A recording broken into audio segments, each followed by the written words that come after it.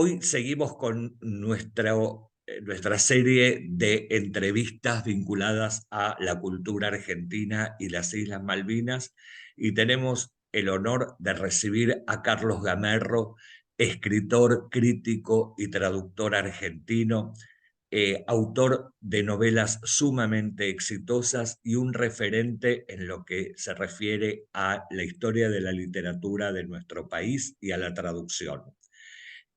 Carlos en el año 1998 escribió y publicó una obra emblemática para las Islas Malvinas y su vínculo con la literatura llamada Las Islas, que por supuesto vamos a tratar de ahondar en ella en esta breve entrevista.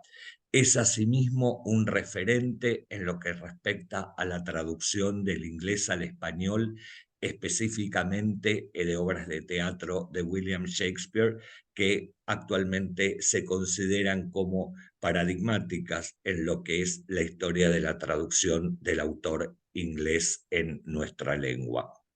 También ha escrito numerosos ensayos vinculados a la literatura y uno muy específico en el año 2015 llamado Facundo o Martín Fierro, los libros que inventaron la Argentina, tomando la dicotomía de Borges sobre estos dos textos fundacionales de nuestra literatura nacional.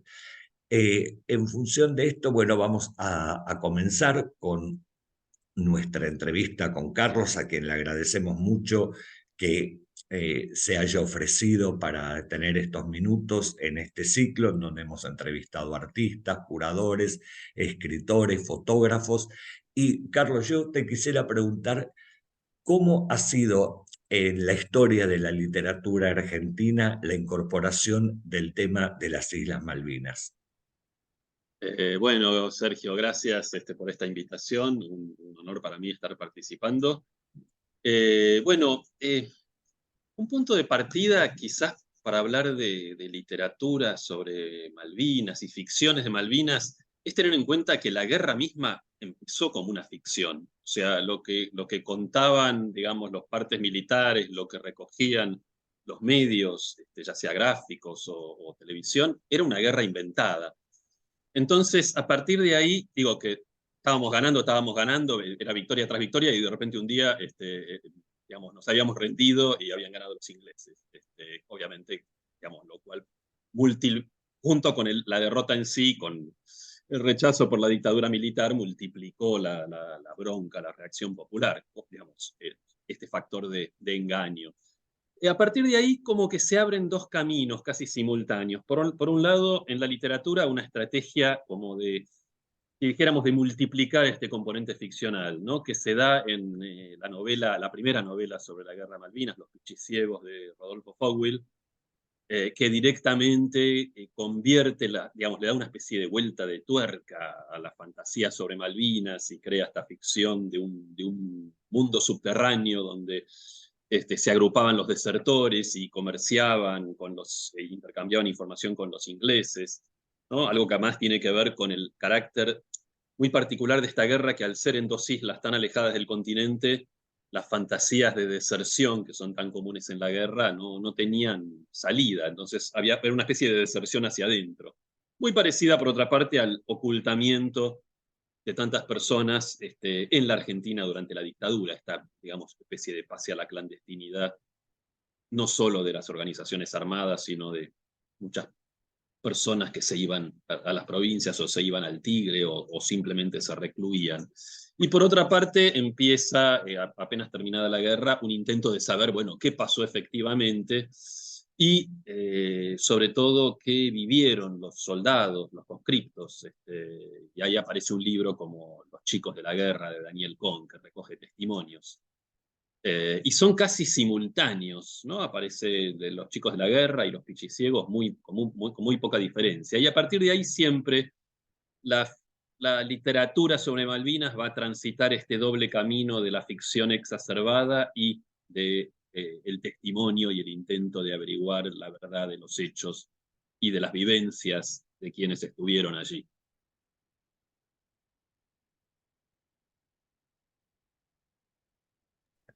Antes de la guerra, los escritores argentinos o algunos de ellos se dedicaron al tema de las islas, o sea, en el transcurso del 19, principios del 20. Bueno, tenemos digamos, un texto nada menos que de José Hernández, ¿no? Sobre las Malvinas. Y después, pues, en la literatura no tanto que yo recuerde, pero bueno, están estos planes que son bastante fascinantes de recuperar las islas, de alguna manera. Bueno, está el avión, ¿no? Secuestrado que es llevado también a las islas. Había un plan que a mí me fascina, que no lo pude meter en la novela en su primera edición, pero después sí en la versión teatral que hicimos con Alejandro Tantanian, de llevarlo a Perón, a las Malvinas, para que desde ahí, en la época que estaba exiliado en España, ¿no? Comandara el regreso del peronismo al poder. Siempre tuvieron este componente, digo, mucho más allá de lo geopolítico, de lo económico, simbólico, como si recuperando las islas se solucionaran todos los problemas de la Argentina, ¿no?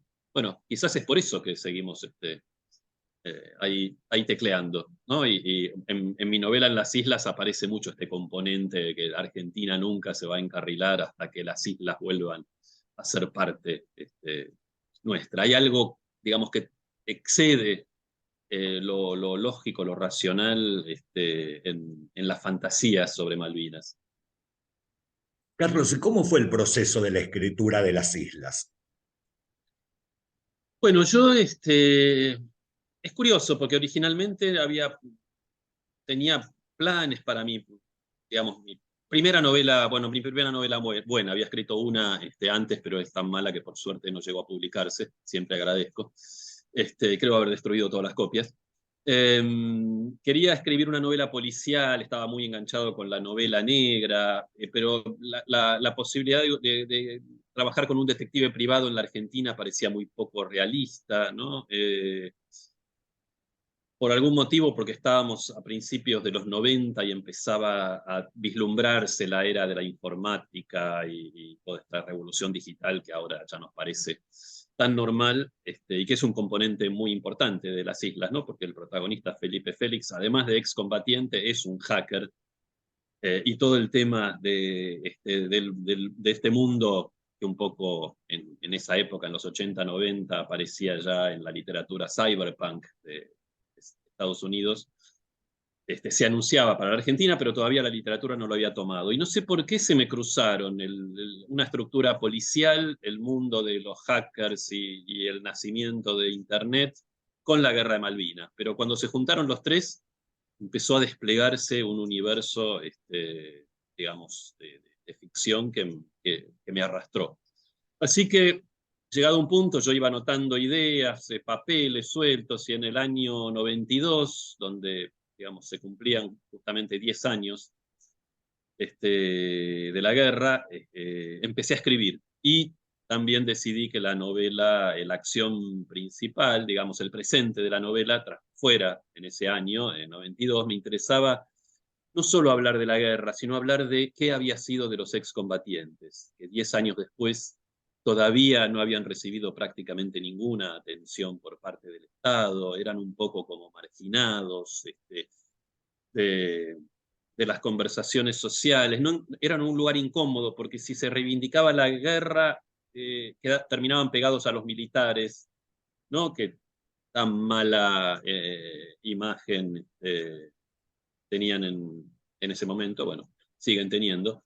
Eh, por otra parte, digamos, se los asociaba con la derrota al mismo tiempo, ¿no? Yo entrevisté bastante veces a excombatientes en el proceso de pensar la novela y de escribirla, y bueno, me, me interesó, digamos, trabajar en dos tiempos, un presente 10 años después de la guerra para ver qué había sido de ellos y qué estaba pasando en Argentina, porque eran los primeros años del menemismo, y Después, cada vez más en la novela, a medida que la novela avanza, los recuerdos de Felipe Félix vuelven una y otra vez a la guerra, va rememorando, va revisando todo lo que vivió, y la novela entonces se mueve entre esos dos tiempos, ¿no? El junio del 82 en la guerra y junio del 92 en Buenos Aires. Carlos, y vos como un joven del año 82, que obviamente fuiste testigo de alguna manera, como todos los jóvenes argentinos de ese momento, de ese recuerdo, ¿también hubieron algunas fuentes que vos pudiste recurrir a tu memoria, a tus vivencias, a cómo fue la recepción de todo ese tema tan trágico de alguna manera, como un testigo de esa edad, ¿no? Claro. Y mirá, al hecho de tener 20 años en el 82, se, se acopla con, digamos, el derivado, la consecuencia, digamos, directa de esas fechas es que yo soy clase 62, que es la clase que mayoritariamente fue a Malvinas. Y lo que a mí creo que más me trabajó no es tanto lo que viví, sino, o sea, lo que pude haber vivido. O sea, yo estaba con prórroga porque estaba haciendo la carrera universitaria, entonces no había hecho la colimba, eh, y por lo tanto, bueno, no me mandaron a Malvinas, pero me podría haber pasado, ¿no? Es como un destino que evité, y de alguna manera yo, en relación a esto, muchas veces digo que los escritores eh, podemos hacer ficción autobiográfica de dos maneras, o contando lo que vivimos, o contando lo que podríamos haber vivido, que me parece a mí, por lo menos, a mí me motiva más todavía. Yo no hago autoficción, nunca escribí directamente sobre mi vida, pero sí de las otras vidas que podría haber tenido. Y en este caso es casi como, al haber escapado al destino, ya que me quedó un sentimiento de culpa, pero sí de ver, cuando entrevistaba a los excombatientes, inevitablemente lo que veía ahí en ese espejo es: este podría ser yo, ¿no? Por Con supuesto. suerte, si es porque podría haber muerto también en la guerra, como tantos. Eh, por otra parte, después yendo, sí, digamos, más a contestar tu pregunta directa, fue para mí una experiencia curiosa porque yo estaba fuera del país, estaba simplemente de vacaciones en México. Eh, Creo que fue el primer momento de felicidad plena en mi vida.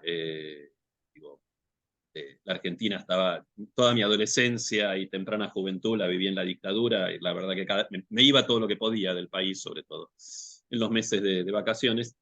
Y de repente me entero de la ocupación de las islas una semana después, no sé, como que era 9, 10 de abril, en una playa de México. Eh, y, y, y todavía me quedé un tiempo afuera. O sea que prácticamente abril, todo lo que pasó en abril yo lo viví fuera del país, y me llegaban, recordemos que en esa época las noticias no circulaban como hoy.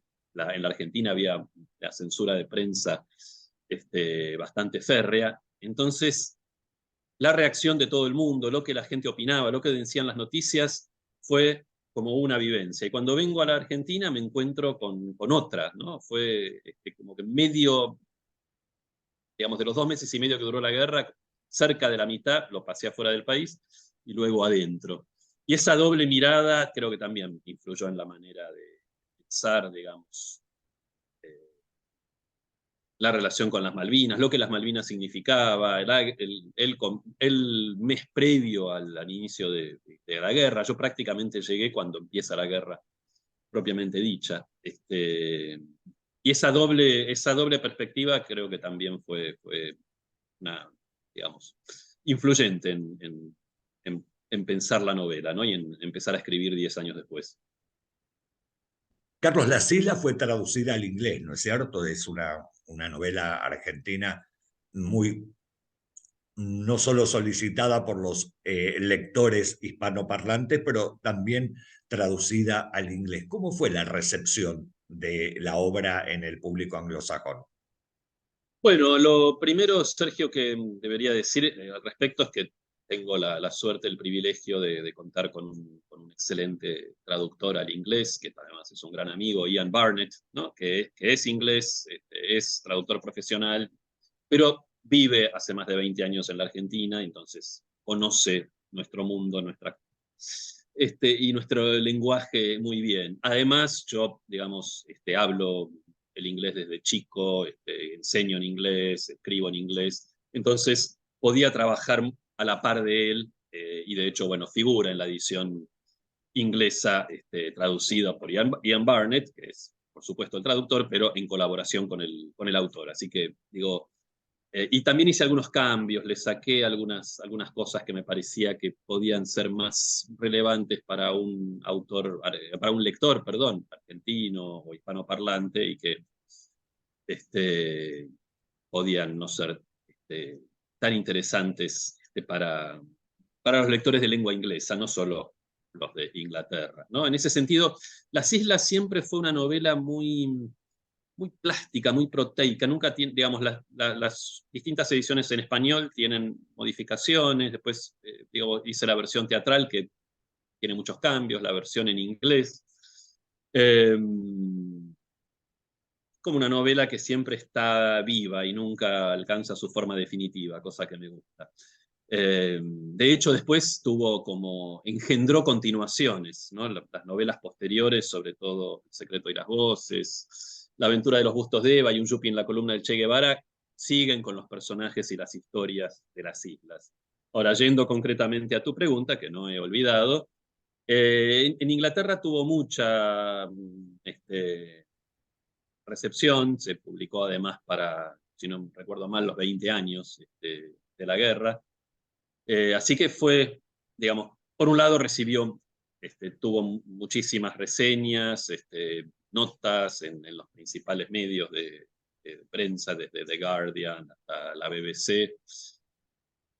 Y en general, debo decir, digamos, muy contento con eso, todas las críticas muy elogiosas, ¿no?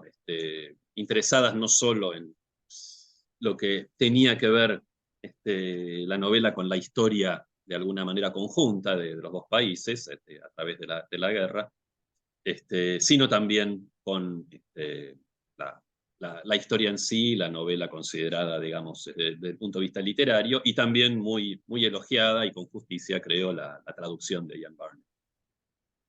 Bueno, que además en el ámbito de la traducción vos también debes tener bastante para decir, para opinar, y ahí están hablando dos traductores en dos vertientes distintas, ¿no? Pero coincidiendo con lo ardua que es esa tarea.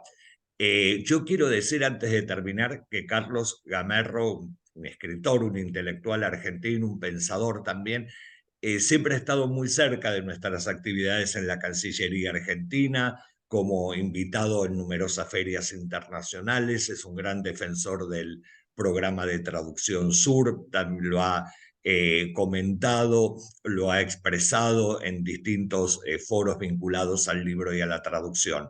O sea que, Carlos, mi agradecimiento es porque una vez más estás cerca de nuestros proyectos, de lo que significa la cultura como una herramienta de la política exterior, y me parece que es hacer justicia tenerte en estos breves videos, sobre todo por tu gran aporte en el tema de Malvinas, que una novela ya escrita hace bastantes años y que sigue siendo motivo de discusión, de comentario, de nuevas ediciones, como vos mismo lo has dicho, y esperemos que de traducciones a muchos otros idiomas. Así que muchísimas gracias por tu presencia, por esta conversación tan interesante de ver aspectos de nuestras Islas Malvinas vinculadas a la cultura y hoy específicamente vinculadas a la literatura. Muchas gracias, Carlos. Gracias a vos, Sergio, y también, como acabas de mencionar, a la Cancillería por esta continuidad en un programa de promoción cultural, ¿no? Que es tan importante para nosotros. Y debo decir que todas mis novelas que han sido traducidas al inglés, al francés, al alemán, hasta el turco, han sido traducidas dentro del marco del programa Sur, que creo que es una de las grandes cosas que hemos tenido en la cultura en los últimos tiempos. Bueno, muchas gracias por tu reconocimiento y hasta muy pronto, Carlos, e invitar a todos a que si no lo han hecho hasta ahora, lean Las Islas. Gracias. Gracias, Sergio, a vos.